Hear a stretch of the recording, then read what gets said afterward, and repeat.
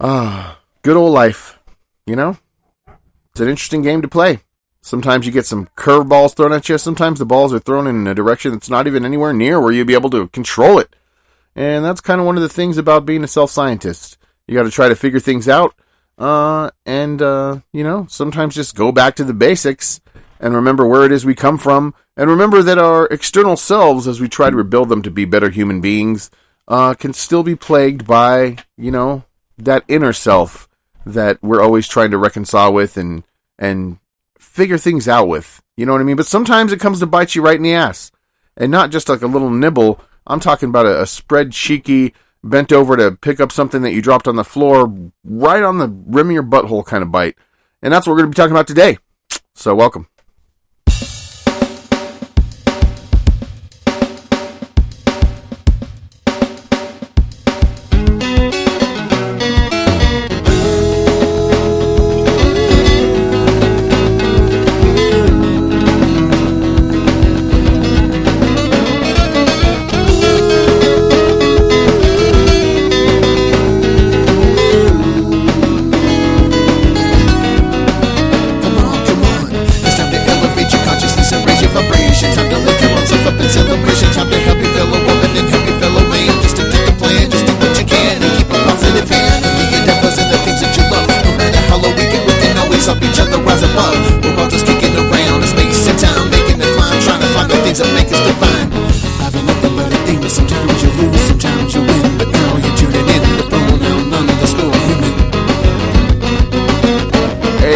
Everybody, it's your favorite podcast host, Pro-Weed Mormon, Mr Mayhem, and you're listening to your favorite podcast. That's right, Pronoun_Human, the podcast.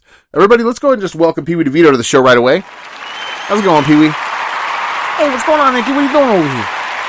I heard you had a series of unfortunate events taking place this weekend because you and yourself decided to be an asshole over here and come and bite you right on the butthole crack over here. That's pretty true, Pee-wee. I've been struggling the last couple of weeks. My uncle was in the hospital a couple of weeks ago, and so I was off my experiments. I wasn't getting a lot of sleep. I've been dealing with a really bad toothache. And then the beginning of this week, my uncle decided to admit himself to the hospital again. Of course, everything checked out, so he's all fine. Everything's good to go. Uncle Dan's going to be all right, which is good.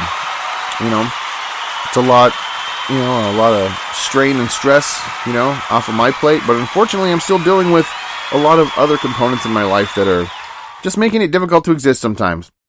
Now, that on the 18th, I'm going to be going in for some dental surgery. They're going to take care of all these toothaches and everything for me, and I should be good as new.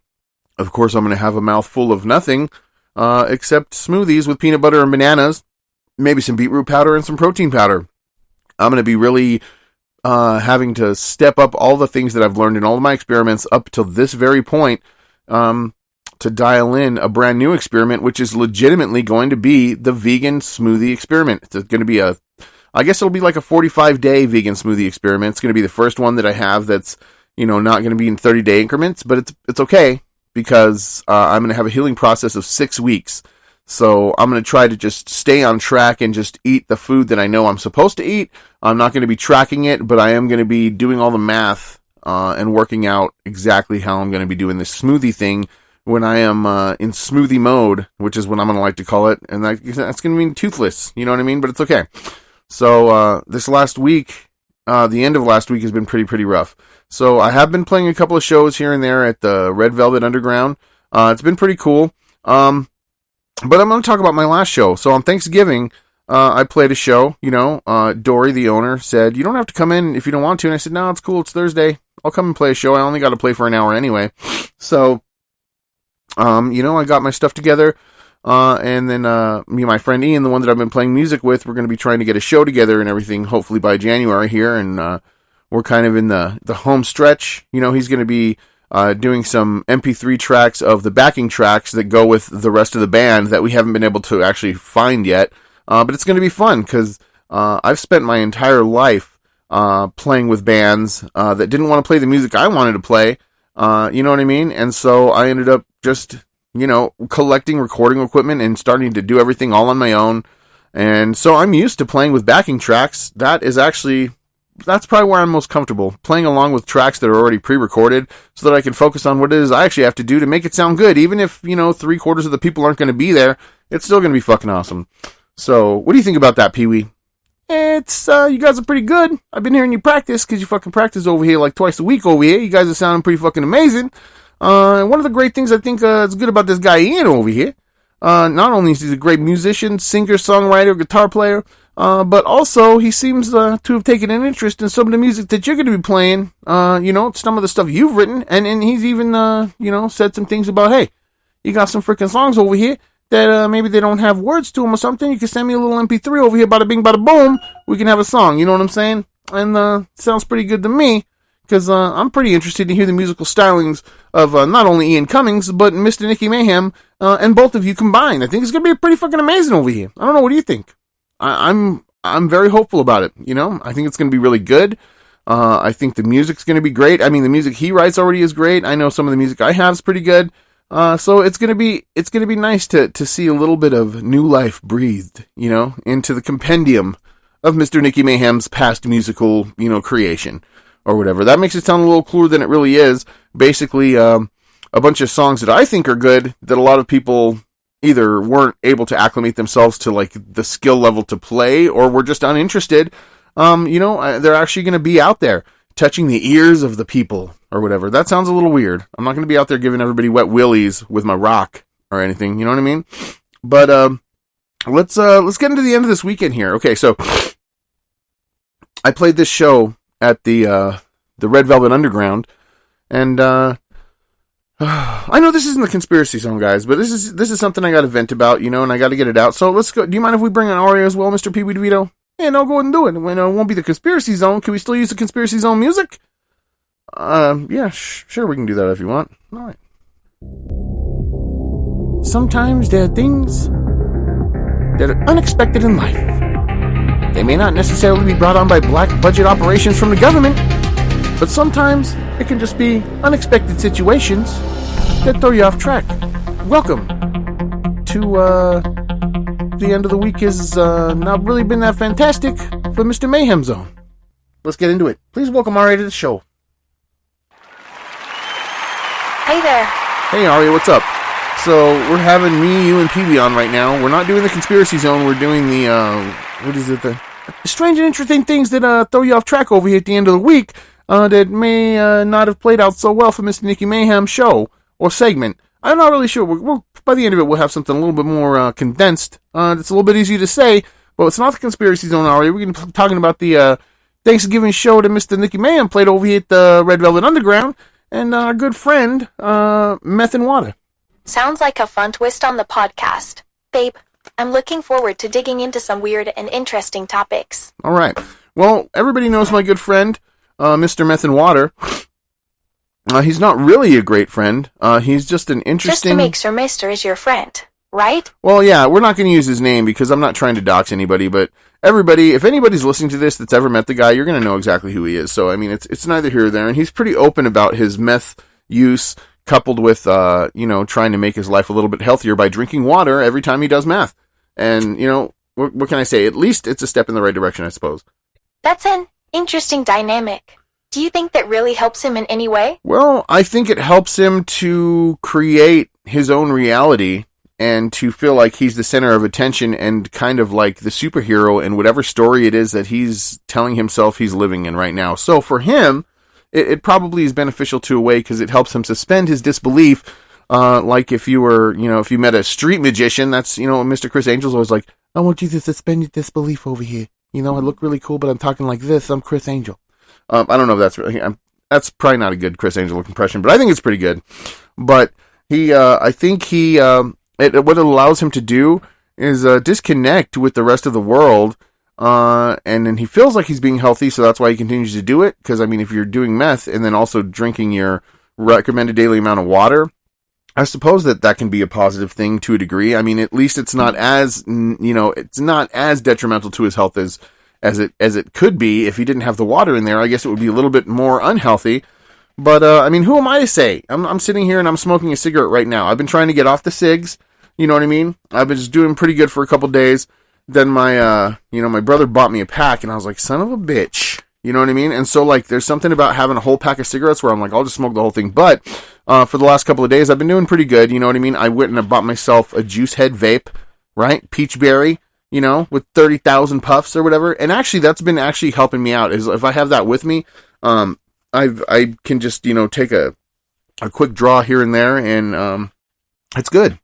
It sounds like Mr. Water creates his own reality to cope with things, and the water ritual is a part of that. Exactly. And who knows? I mean, if we get into, like, you know, the lore of all of these different movies, that some people might feel like, oh, this is the government, you know, like, making these movies, and they're bringing out all this stuff, and people knows what I'm talking about. Yeah, it's just like the Matrix over here. We're freaking batteries over here. We're you know, a human farm. We're gonna get eaten by the aliens pretty soon.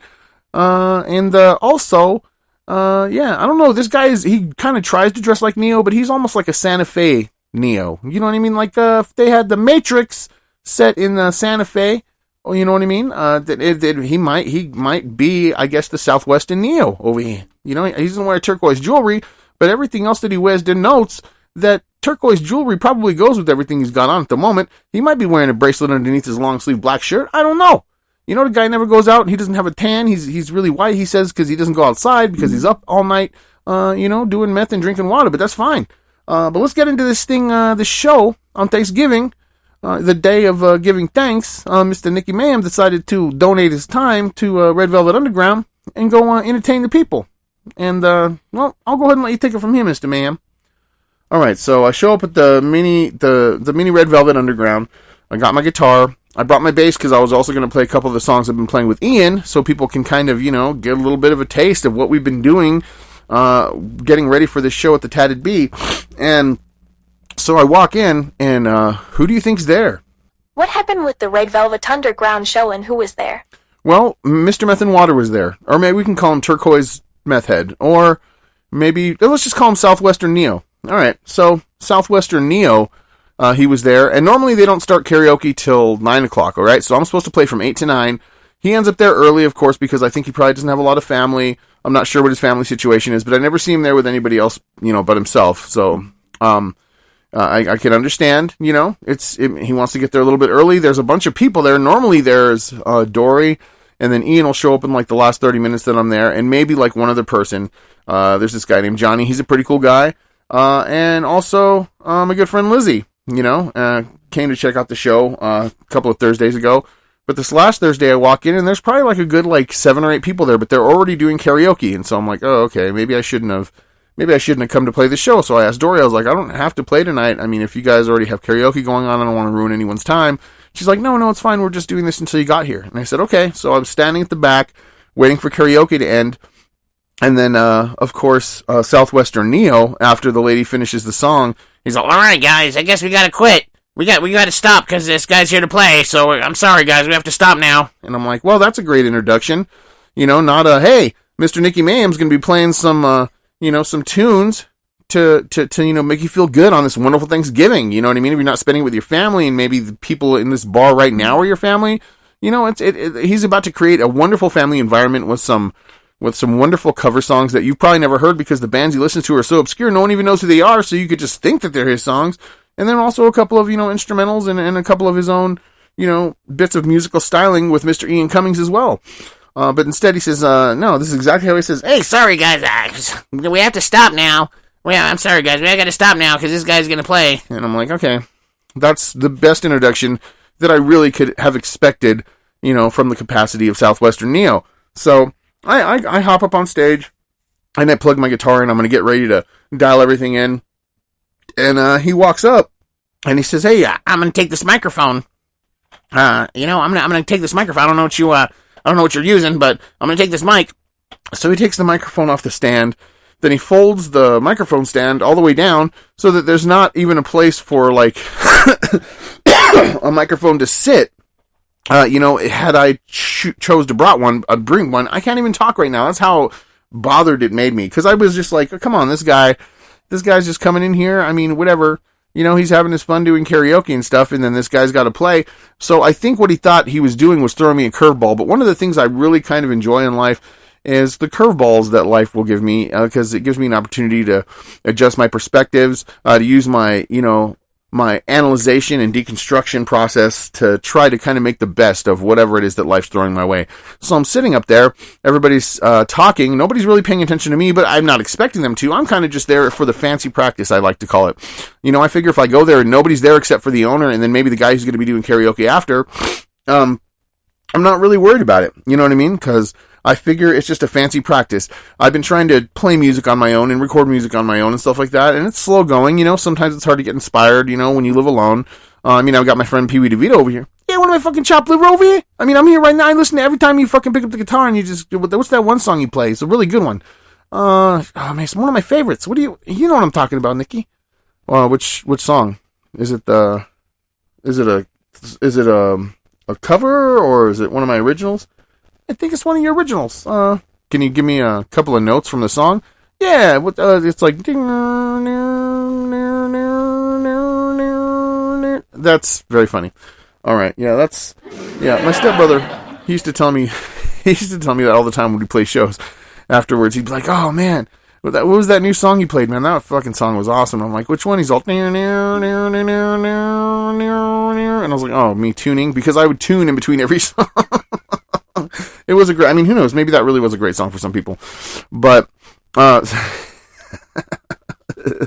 anyways, back to the show. So, there's no microphone. I'm glad you got to play music despite the unexpected interruption.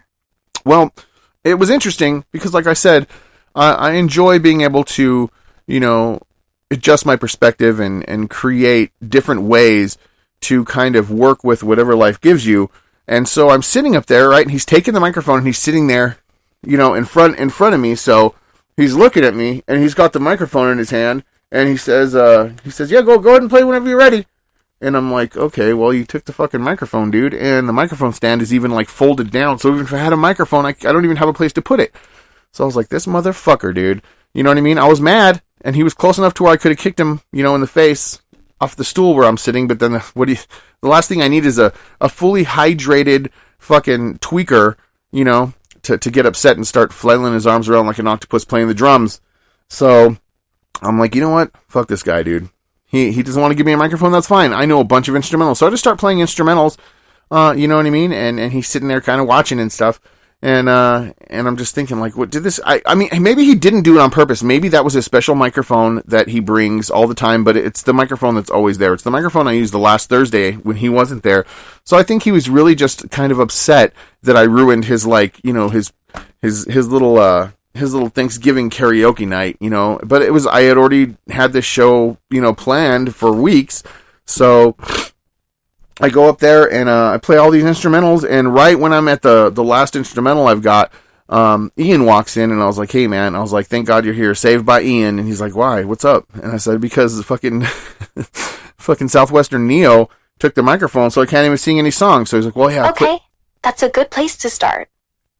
So Ian, you know, he's like, well, give me a minute, I gotta get my stuff. And I said, all right, cool, I'll play one more song. So I played, Touch Me by, Nuno Betancourt. It's a pretty good song, you know, and it's one of those songs where I have to sing so loud and the place is so small that it doesn't matter if I have a microphone or not. So I played it. Everybody enjoyed everything I did. Then Ian got up there and we played a couple of songs. And it went well. It was great. And then I took off right afterwards, because it was, you know, I had to go see my mom still. So I went over there to have some turkey. And then that was kind of what I like to say, like, I don't know, my downward spiral of the weekend began. What happened after you left the gig, Mickey? Well, I went to my mom's. I had some turkey. You know what I mean? Went and hung out. Saw my dad for a minute. Then I went home. Then, Friday, I wasn't feeling good because I had a toothache. So I don't think I went anywhere. I don't think I went to Albuquerque. I didn't go visit anybody. But then Saturday, you know, I went to go... No, I didn't go to my dad's. Maybe I went to my dad's on Friday for like a very, very short while. Then Saturday I didn't go. Normally I go when I spend the night over there, but I've been having problems with toothaches all week. And they're really, really, really bad to where, like, I can't sit up, I can't lay down, it doesn't matter, like, I can't get in any sort of position that's comfortable. And so, you know, for the last couple of nights, I just lay there moaning in my bed, just sounding like a whiny little kid, because it hurts so much, you know what I mean? I've tried Oragel, but it's like one of those deep aches that I'm sure is probably like an infection, so I'm sure I'm going to have to get some antibiotics to take care of that situation before I get on down, you know, with my dental surgery on the 18th. But, so let's see. So Saturday, I didn't really go anywhere. Sunday, I did go to see my dad, but then the day kind of got derailed, and it was kind of my fault, because I don't know, I was just kind of in a weird place, and there's this girl that I know from middle school, you know what I mean, and we're really good friends and stuff, and she was like, well, let's hang out and go get something to eat or whatever, and, you know, so I called her early, because every time I call her, like, I always call, like, too early or too late, and I don't know, I'm always calling it the wrong time, but I was like, well, should I just go over and we'll go do something? She's like, oh, yeah, but you know, but my friend Lizzie called, so she's going to be coming over, and I was like, okay, well, that's fine, so that means that probably we're not going to go anywhere and do anything, so I drive over there. Lizzie's there. It's good to see her. I say hello. And of course, what they love to do is they love to drink, right? Now, I used to be a major alcoholic, and I pride myself in the fact that I've been able to get over that, you know, and sometimes I think when you get too comfortable in your situation, you can kind of really forget, you know what I mean, all the things that you've had to get over and all the things that you've had to do to get where you're at, you know what I mean? And one of the things that I used to be really into, and I still am, is this parapsychology, you know, and it talks about, like, individuation or, like, oneness. Like, you know, it's kind of like you have to deconstruct your ego that doesn't, like, properly, you know, exist or allow you to exist comfortably in whatever situation you're in now, because, you know, the ego that you had back in the day doesn't have all of the counterparts that exist in your life to be able to, like, have that be the best version of yourself that you can be. So I had to put to bed, you know, a lot of, because that's another thing too. Over the weekend, actually, I've been having for the last couple of weeks, actually, I'm having these crazy dreams, right? Where, all my dreams revolve around, and I'll wake up multiple times a night, and these dreams are so vivid, but the thing that really fucks me up about them is when they happen, like, I'll wake up multiple times a night from these dreams, but it's not like crazy fantastical dreams where I'm, like, flying over the earth and, you know, fighting aliens or doing crazy stuff. It's, like, stuff that's, like, so realistic, you know what I mean? And because it's all of the situations that I'm involved with, they're, like, very mundane. They're things that I used to experience, like, on a very realistic level where I was, you know, when I was doing drugs. And so all of these dreams revolve around me, like, having drugs in my pocket and having a pipe, and, you know what I mean? And the whole time in this dream, I'm like, just like, oh, I'm going to go into the bathroom and I'm going to smoke some drugs or whatever, you know? And all of a sudden there's my mom. She walks in and I'm like, hey, what's up, Mom? You know, as I'm hiding the drugs behind my back, I'm like, it's good to see you. Yeah, how you doing? All right, I'm going to go into this other room, and then my dad will show up, or I'll go outside, and then there's my cousin, you know? And it's good to know that, like, I guess I've, like, worked to ingrain all of these positive, you know, support structures in my life. So even in my dreams, all the people that I really rely on to kind of help me keep a level head, they're popping up, you know what I mean? But what I didn't realize was actually happening was, I think it was, like, I don't know if it's the time of year, you know what I mean? Or if it has something to do with, like,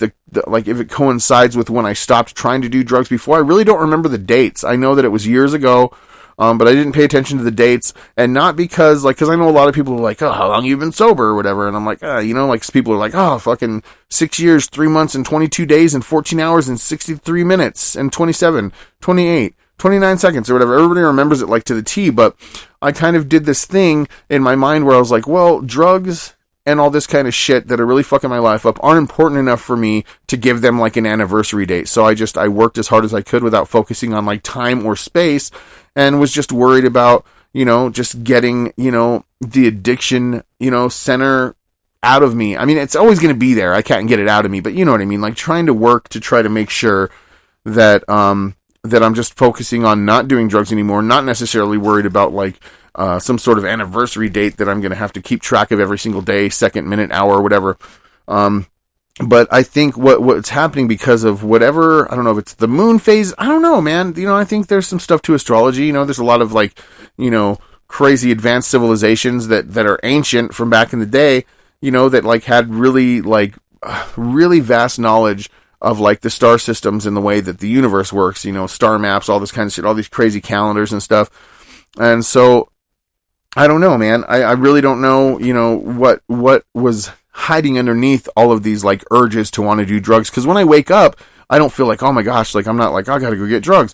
I would wake up and I would have, like, a real bad stomach ache or, like, a real bad headache. But the problem with those dreams is because I'd wake up from them multiple times a night. When I finally woke up for the final time, you know, during the day, and I have to actually, like, get out there and, you know, actually be in the world, it always kind of takes about half of a day to 3/4 of a day before I can like acclimate myself back to like actual reality.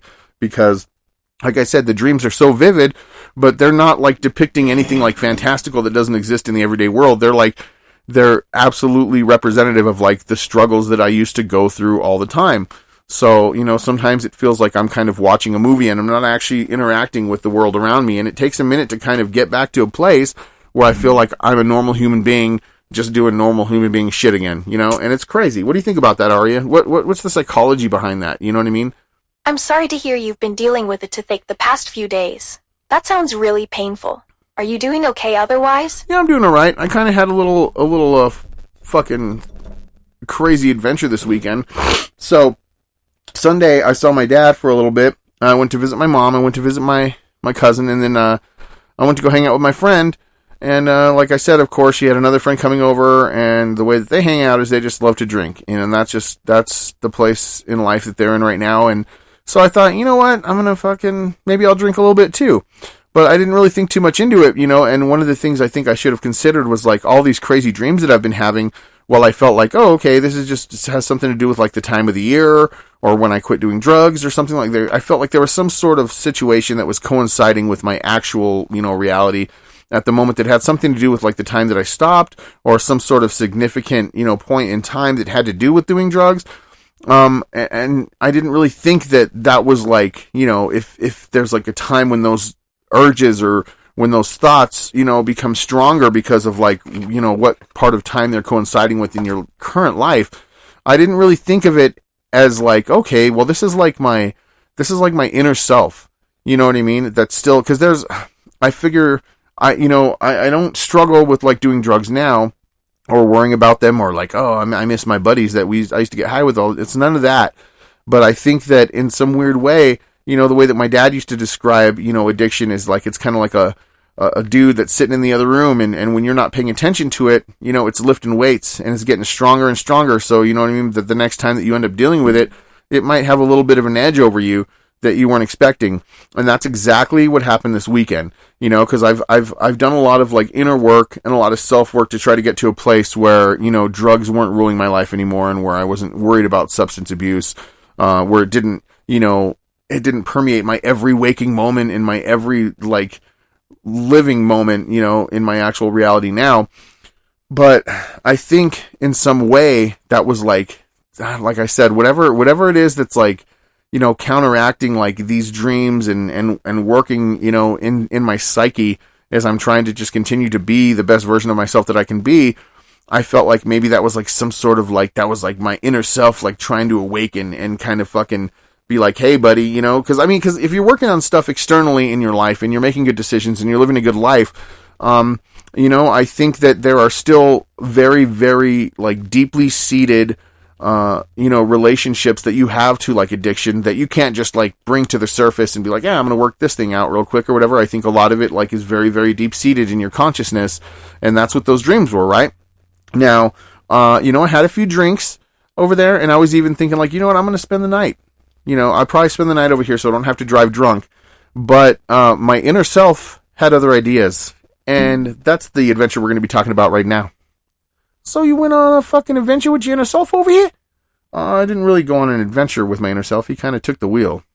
I'm intrigued by what you're saying about your inner self and the idea that old habits and tendencies can still be present beneath the surface, even after making progress in your life. Exactly. And this is the perfect example of that. This is something I've never experienced before, but I have to tell you, I never want to experience again. And who knows what the future holds? You know what I mean? Who knows? Maybe I'm going to be, maybe I'm going to be getting locked up. I don't know.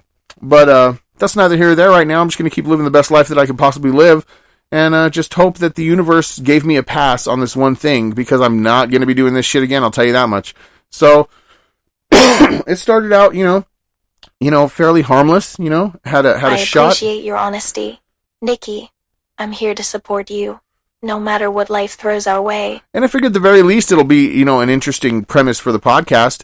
You know what I mean? Because I like to be open and transparent about everything. And who knows, no matter what I experience, no matter how negative, no matter how positive it is, I figure, you know what I mean? It's kind of fun to have some people along for the ride to really see, not like a fabricated life situation, but like how life actually, reacts with you. And that's one of the things that's kind of freaky about this. You know what I mean? I'm trying to understand human consciousness and all of these, these different multifaceted, things that exist in life that, that some people I think understand on some very base level, but to a very large degree, are so multifaceted and just so ingrained in like our consciousness that some people will never understand exactly what it is that makes us work. But who knows? Maybe we will, but it's just crazy. So even talking about it, it makes me kind of nervous. It, frustrates me a little bit, but we can get into it. Yeah, tell us about your freaking, your unconscious over here. What are you doing? You're really digging deep into the mysteries of human consciousness, aren't you? Well, I am, and I always have been interested in delving deep into those mysteries, and this is kind of the biggest mystery yet. And the best that I can think is that because I let my guard down, my inner self, I gave him an opportunity to be like, hey, we're gonna put the pedal to the metal like we used to do, old buddy. So, I started out just, I had a beer, then I had a shot, then I remember taking 2 more shots, having another beer, and then, all of a sudden, it's interesting the way that time can be perceived when you're under the influence of alcohol in your inner. Hey, Binky, and he's telling you, say, don't tell this story, don't do it. No, he's barking at people outside. All right, buddy. But all right, so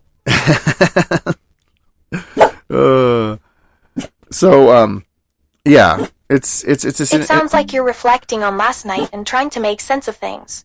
Can I ask, how are you feeling about it now? Well, I'm feeling okay about it now. I mean, you know what I mean?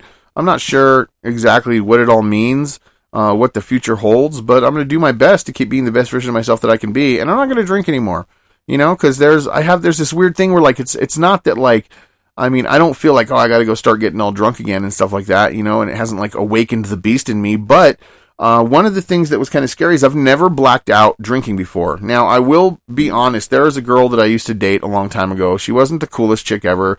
My friend, I have a really good friend from middle school, whose mom was friends with her mom, and I remember, they were sitting on the edge of like an arroyo, you know what I mean? Like those straight up and down walls where people will go do graffiti and stuff that was by his house, hanging out with her, talking to her because her mom was like, hey, you should have your son be friends with my daughter since she doesn't know anybody here. So he's hanging out with her on this arroyo, and it's like a 15, 20 foot drop. I don't know, it's a long drop.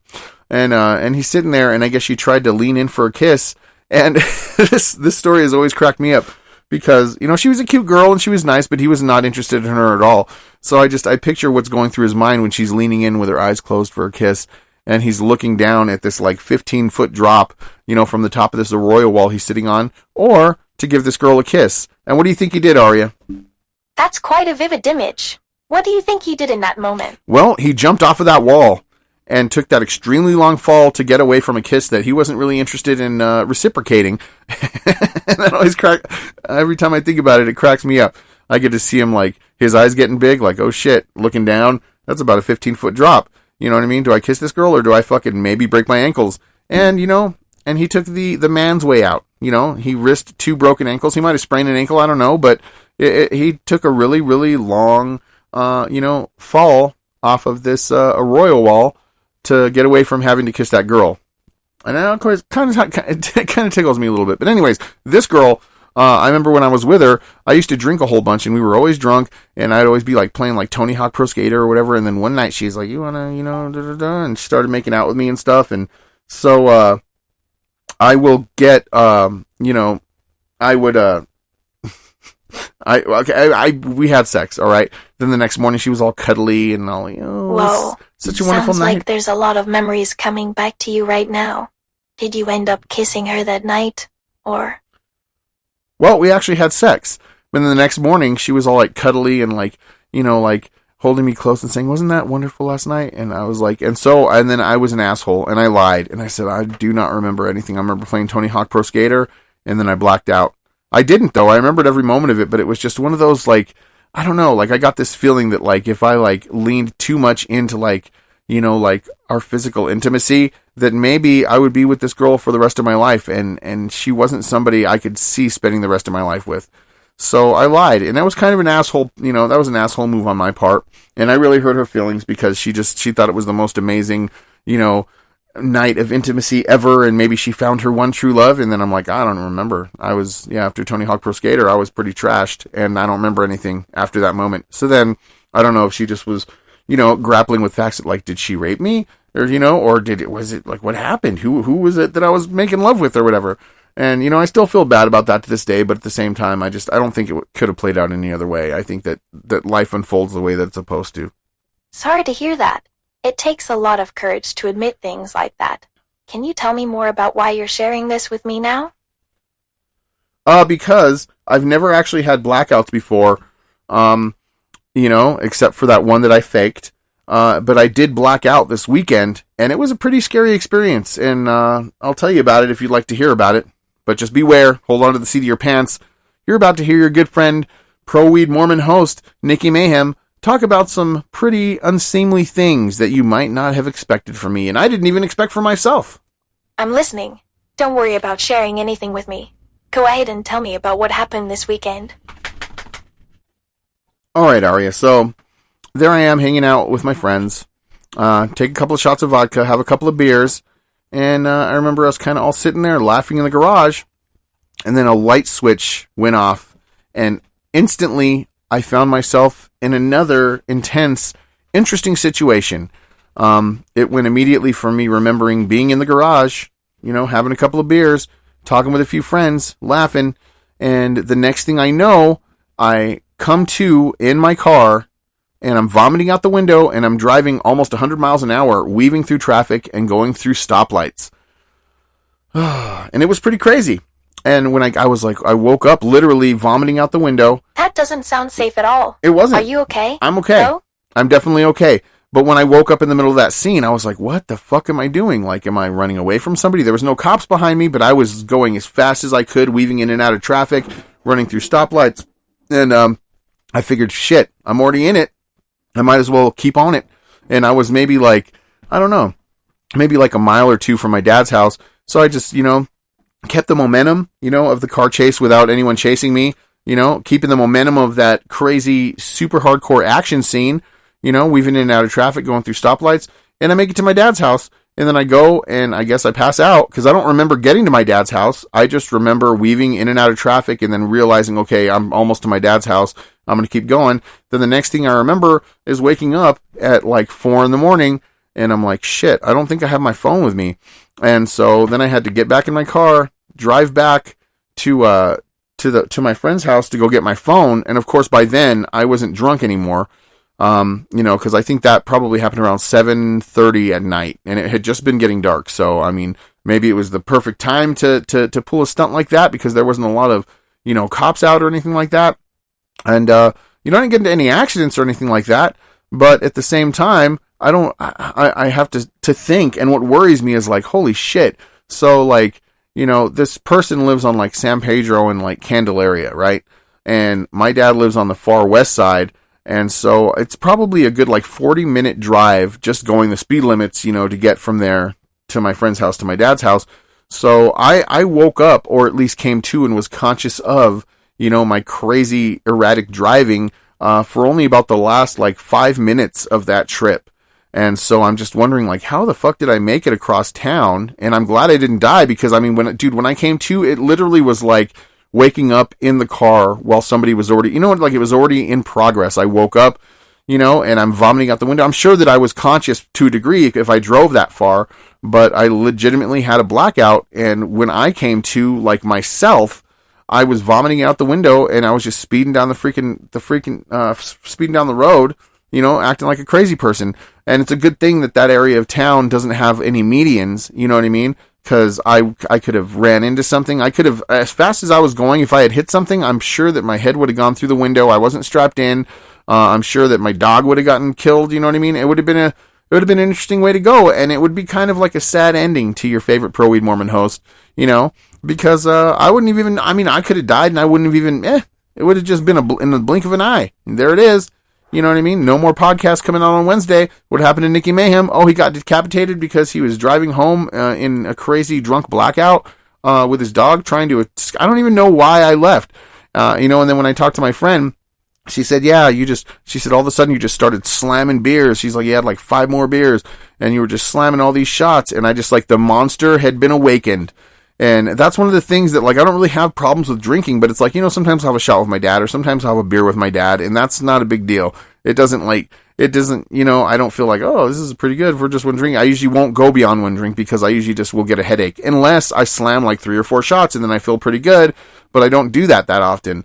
And so I guess I think what happened is like I cracked the door a little bit to be like, hey, old Nicky Mayhem, there's a little bit of mayhem going on out here. Maybe we can let you out of your cage for a little bit if you want. And boom, he fucking kicked the door open, started grabbing shots and beers, going to town. And then I like lost my positive consciousness and was the old Nicky Mayhem for an evening. And he took me on an interesting little car ride. I mean, I guess I'm glad, that he's been in high-speed chases before and has, he has, experience in the past, I guess, driving, as sober as possible in unsober states. But, it was just really, really crazy. And so, I came back to Albuquerque after I went to go get my phone and everything. It was kind of a weird, surreal thing. There wasn't any cars on the road when I went over there because it was early in the morning and then I had to go in early so I could open. So I went and I got my phone and my friend was telling me that, yeah, you started slamming beers. And then all of a sudden you just opened my garage door, grabbed your guitar, and we were like, no, give me your keys. And I was like, no. And they were both like trying to grab me and hold me down. And I'm just like, I could just picture myself just, with my short little friend holding onto my pant leg and I'm just dragging her across the fucking, across the lawn saying, you're not going to make me stay here or whatever. And then she said she even tried to like reach over like my lap to get the keys out of the car because I got and started my car. And she said I started backing up and I almost ran her over and I started laughing because it's because she's okay now. She didn't get hurt. But at the same time, I could just kind of picture this going on and I'm like, I remember that guy. He was a fucking crazy guy. And, then I went on my journey to go hang out with my dad. And I feel bad because, I usually will do my dad's garbages. I'll do my dad's recycling. And I kind of really just fucking lost that entire day. And for what? I mean, it's with a girl that's attracted to me, that I'm really, really good friends with. But it's like, there's not any sort of future there because, I mean, she's living in a house with a guy. You know what I mean? And maybe that was really when I have to break down, like, the situation. I made all of the bad decisions that really led up to that because I don't know what I was expecting. You know what I mean? I'm going to be in an uncomfortable situation where I got to worry, is like her boyfriend going to come home in the middle of all this? You know what I mean? And then, of course, good old, Mr. Nicky Mayhem from the past apparently was trying to make out with her friend. And, that's how Nicky Mayhem used to do it back in the day. If you were a lady and I had a few in me, I was probably going to try to get a kiss or something. I don't know. I'm not a creep, but girl, maybe, yeah. I'm getting really worried. You were basically driving recklessly and could have gotten hurt or worse. And the fact that you blacked out is terrifying. It's pretty scary. I'm just glad that I didn't crash. Like, I'm glad I came, because I literally, like I said, when I came to, I was vomiting, like projectile vomit out of the window, but also going about like 90, 95 miles an hour, weaving in and out of, so I was already like I wasn't like at a stoplight and I came to and I'm like, oh, I don't feel good. Blah. Nope. The next thing I remember was I opened my eyes and all of these taillights, and I couldn't see well either. Like, my vision was fucked up, dude, and I was just fucking zooming through cars, dude, going through spotlights or, stoplights and shit, but there was no cops behind me, so I didn't make it home, crashed out, rested up, went back and got my phone, went and, went back to work, and then that was yesterday, and I was really tired all day, and I think because of all the alcohol that I consumed, that kind of played into my really horrible toothache. Because, I know that alcohol breaks down into sugar, and I'm sure that since it was in my bloodstream, it's in my saliva, and so I only got maybe a few hours of sleep last night, and all night I just kept waking up and just rinsing my mouth out and, trying to, like, drink something, I tried some Orajel, numbed my whole fucking mouth except for my toothache, and I would keep laying there for 5 minutes and just moaning and groaning, and then I would, get up and, drink something, and then I would sit there for a minute and smoke, and then I would lay back down, and so all night I was just tossing and turning, and I think I probably only fell asleep probably like in the last couple of hours of the day, and I don't feel like completely exhausted, but I kind of feel that weird, surreal feeling that comes from waking up from like a lot of vivid dreams, so, can I say something over here? Cause, I know it's not the conspiracy zone over here, but I just, you're fucking crazy, you're out of your fucking mind over here. Pee-wee, I actually really was out of my fucking mind. And it was kind of a scary situation. I'm glad I'm okay. I'm glad everyone around me is okay. But who knows? Maybe the long arm of the law is out there looking for Mr. Nicky Mayhem. But I don't know. We'll have to cross that bridge when we come to it or whatever. So that was just my interesting weekend, and I just felt like I said, I cracked that door open a little bit, and fucking good old Nicky Mayhem fucking kicked the door down and was like, "What's up, motherfuckers? Here I am. Let's fucking do this up how we used to do it." And then the next thing I do is I wake up in my car and I'm vomiting and I'm fucking just like a crazy person. Fucking, pedal to the metal, and I couldn't really see where I was going, you know what I mean? I'm surprised I made it, to where I had to make it. And I'm hoping that was the universe smiling on me saying like, "Hey buddy, this is something that could happen if you continue down this path." And so I'm like, beer and liquor is not that important to me, especially when I'm hanging around with people that do it often. I definitely don't have the tolerance that I used to, because I used to be a slammer jammer motherfucker, you know what I mean? But it doesn't hold anything for me, there's nothing in that lifestyle that like is positive, you know what I mean? Trying to make out with people that I shouldn't be trying to make out with in front of people who have crushes on me that I can't ever be with, or even have any sort of legitimate friendship outside of her relationship, because the guy doesn't like let her have friends unless they're girls. Like, I don't know. So maybe I need to be a girl, but I don't really want to go through all that just to hang out with somebody that, it's a whole fucking tangled web of fucking nonsense, dude. And I don't need any of that in my life right now. Honey, I'm really worried about what happened this weekend. It sounds like you blacked out and drove recklessly, which is super scary. Are you okay physically? Yeah, I'm good now. I'm definitely not whoever fucking decided to take that trip home on Sunday night, you know what I mean? And I mean, I'm okay. Everybody else is okay. Binky's okay. I'm sure he's probably I totally understand what you're saying. That trip doesn't sound like you at all. What happened? Are you still dealing with some effects from it? Well, I think, I've kind of try to wrap my head around it, and it's kind of a scary situation, because I could have put myself in a really fucked up situation. I could have killed somebody, I could have killed myself, and it's just no good. You know what I mean? And the last thing that I want to do is fucking put myself in a position where my freedom's going to get taken away, and I'm not going to be, even though I'm not doing that many crazy things with my life, I'm trying to grow as a person, I'm trying to be a better person, I'm trying to do podcasts, trying to, plug into things that are cathartic for me, like making music or writing poetry or drawing. I'm trying to get in touch with the best parts of myself that existed in the past that just helped me live a good life. And that definitely wasn't one of those things that I should have connected with. And it was my fault. It's like if the power cords were like magnetic and you can hold them close together and they start kind of attracting to each other. But then when you get past that certain point, the magnetism takes over and just plugs right in. And I think that's kind of what happened. And good old Nicky Mayhem was like, "Hey, motherfuckers, here I am. Let's do it up. It's been a long time. We have some catching up to do on horrible fucking decision making." Hey, let's try to break this down. What happened was definitely a mistake, but it sounds like you've learned from it. Want to talk about what might have triggered it? Well, I'm pretty sure just opening myself up to those demons from the past by just drinking too much alcohol, it kind of pushed me out of the driver's seat and brought all good old inner self Nicky Mayhem out to play. And and then it just got out of control. You know what I mean? I wasn't in control of my faculties anymore. And all of a sudden, the person that took the driver's seat is the person that I've been trying not to be for a very, very long time. And it's just, it's a great example, of the apparent, situation that I can't let that guy take the wheel anymore. You know what I mean? Maybe I'll be tired of driving or something like that, because the scenery is, the drudgery of the scenery is making me fall asleep. And I'm like, oh, you might want to take the wheel. Now I know I either just need to pull over and sleep, or just not take a long trip at all unless I'm fully rested and have everything that I need, to progress me through on that journey. What made you feel tired the most today? I didn't really sleep very well last night, Like I said, I was struggling with toothaches. I was kind of just laying there like a little whiny kid, just like all night. I was just making those kinds of noises, dude. Like I couldn't, there's no way to try to, I couldn't do anything to help myself relax or feel better. I just felt fucking horrible. I feel a little bit better today. And I got to go to work here in a little bit. My uncle wants me to get him some gum because he's trying to quit smoking. And so I just, I'm just kind of happy that I'm at where I'm at right now. And whether or not those consequences are going to catch up with me, we'll find out. Check your local news. See if, we're looking for Mr. Nicky Mayhem. He's fucking driving like a crazy person. Who knows, but we'll cross that bridge when we come to it, I said.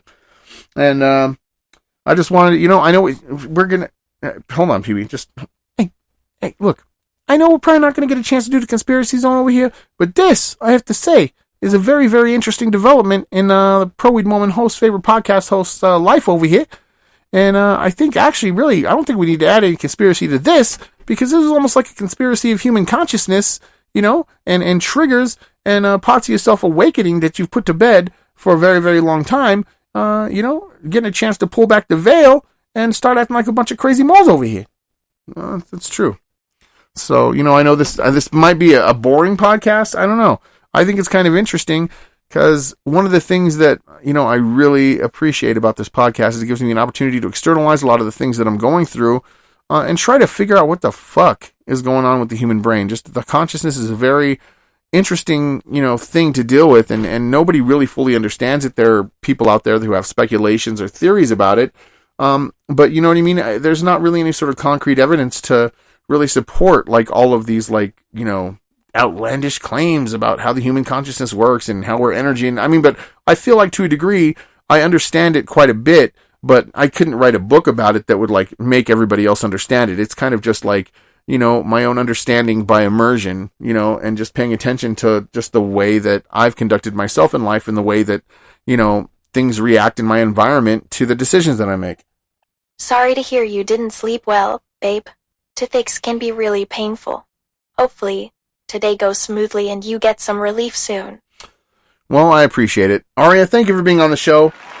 If you want to let everybody know, do you have any words of wisdom to give people out there to stay positive and to, to be prepared for those moments where we might actually meet, our inner selves that we've tried to tuck away so that we can live better lives? What's some advice that you might have for some people that might be dealing with some struggles that are similar to my own?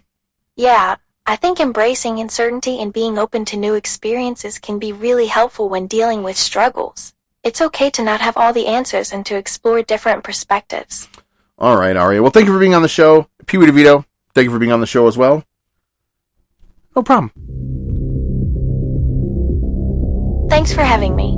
Nikki, it's been great chatting with you. Absolutely, Nikki Mayhem. Keep doing what you're doing. We all fall off the wagon every once in a while. And that's part of the conspiracy zone of life. You never know what life has in store for you, especially when you let the old version of yourself out in a drunken rage. And, that's all I got to say. Thanks for having me on the show. All right, Pee Wee, thank you. All right, well, I'm going to go ahead and throw in a little bit of Lewis Cole, because you know how I do it. Fucking Lewis Cole's the man. I love Lewis Cole. Lewis Cole, hit me up. You know what I mean? Let's have a corn dog together or whatever. It sounds like you like corn dogs, you like snacks. Genevieve Artati, I will probably have to say pass on the whiskey, but you're more than welcome to indulge in it if we ever hang out. And it would be great to meet you. And right now we're going to listen to a great song by the band Nowhere, which is Genevieve Artati and Lewis Cole, and the band's Nowhere. And the song is called Do Hot Girls Like Chords? Because I play guitar and I play piano. I play multiple instruments where chords exist.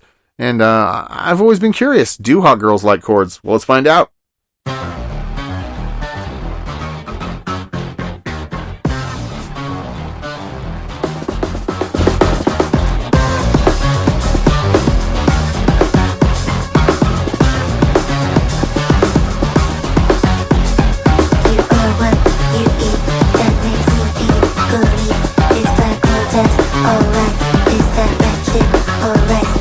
Reflections, at best, purgatory, at snap.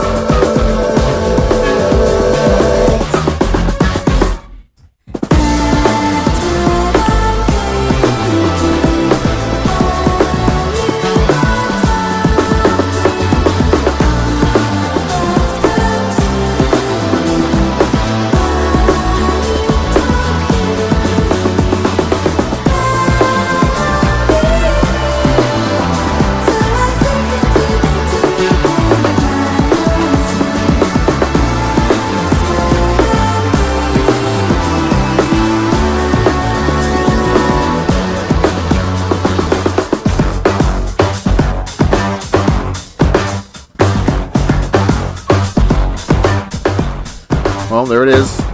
Do hot girls like chords? I feel like this is the song that should have been playing when I came to, vomiting out the window, driving 95 miles an hour, weaving in and out of traffic, going through stoplights. You know what? I had to make this podcast episode because I like being open and honest and transparent with people, you know, and some people that listen to self-help podcasts, you know, or comedy podcasts like this, you know, sometimes use them to help elevate themselves to places where they feel better about life.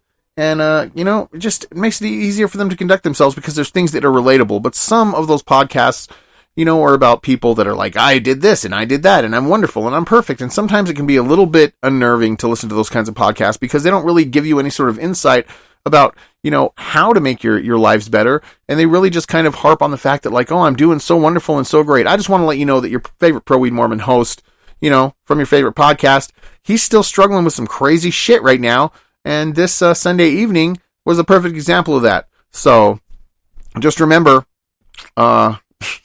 if you make a bad decision and, you know, you grab onto one of those vices, you know, that's connected to your inner self that you've tried to get away from so that you can have a better life, and you wake up driving 100 miles an hour down the road, vomiting out the window, just try not to get in an accident, get to where you're going, just make sure you're safe, and then just don't do that shit again. Because I know I'm not going to do it again. That's for sure. Especially for when I look at when I look at all of the situations involved in that, it's like, why was I even there? Am I gonna hook up with this girl who's got a boyfriend that's out of town and I'm hanging at her house drinking? No, probably not. Am I gonna get drunk, black out, try to make out with her friend and make her feel all sad about it? Probably. Are they gonna, you know, try to stop me from driving when I open the garage door and run to my car because I'm just in a hurry to get somewhere and I have no idea why? Probably. And this Sunday was a perfect example of that. So just do me a favor, if you're out there drinking, don't drive. And if you're out there driving and you just, like I said, you come to and you're right in the middle of a high-speed chase, but nobody's actually pursuing you, just be as safe as you possibly can and do your best to make decisions that don't put you in that situation ever again. Because eventually, you know, that life is going to be like, you know what? You're fucking up.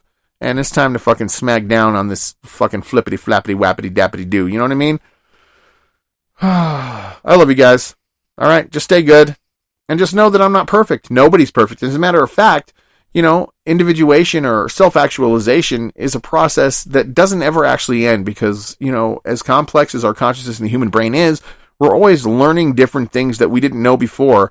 And you never stop learning. And it is a constant work in progress. And all you can do is do the best that you can.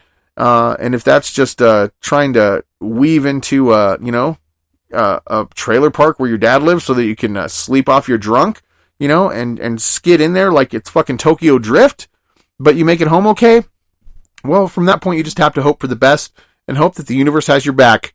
And I hope to see you next Wednesday. All right. You guys take it easy. Oh, yeah. And I hope you had a great Thanksgiving. And, you know, and just so you can be ready for whatever life throws at you. Not necessarily in this bad situation I'm talking about, but like if you go and play a show and there's a guy that just smokes a lot of meth, but he's also balancing out with water, so he feels okay about it and is openly talking about it like it's just something normal. Like, yeah, I have gum to freshen my breath every now and then. You know, it's not quite as, you know, minute as that. You know, but if you go to play a show and he's like, oh, God, now we got to quit karaoke because this guy's here. But it's like, yeah, and if you've had the show planned for a few weeks and you feel like that's kind of rude to that guy, that's totally fair. And then when you get it there to play and he takes the microphone away so that you can't sing, you better just fucking be practicing those instrumentals so you can blow people's minds without a microphone, right? So turn the tables on that motherfucker. But, you know, I wish everybody the best. And, yeah, that's all I could say. I love you. Just be positive.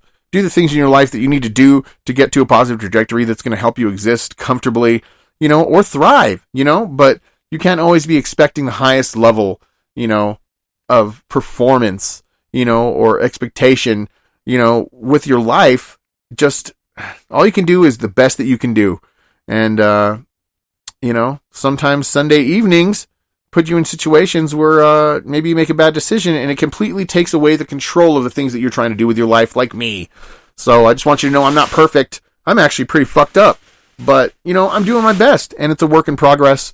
And I've taken on the challenge of just staying on that fucking boring path. You know, I have this counterpoint in the future that's a little bit brighter than the place that I'm living right now. And I'm just hoping to eventually get there and just have it be better and brighter, every single step that I take forward.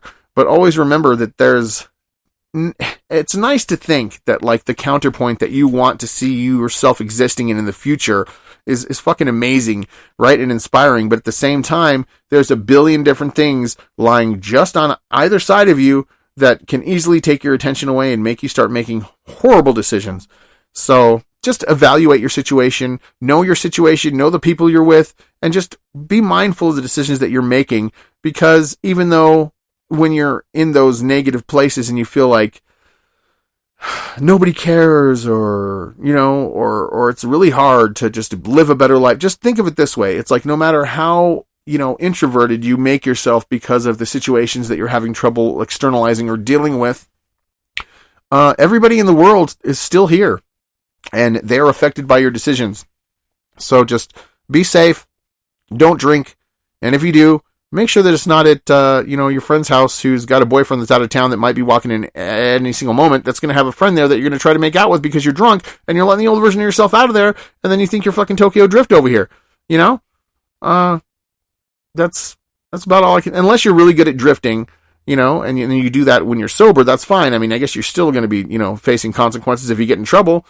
But, let's just take this Tokyo Drift of a life and just try not to pour alcohol over it. I love you guys. Take it easy.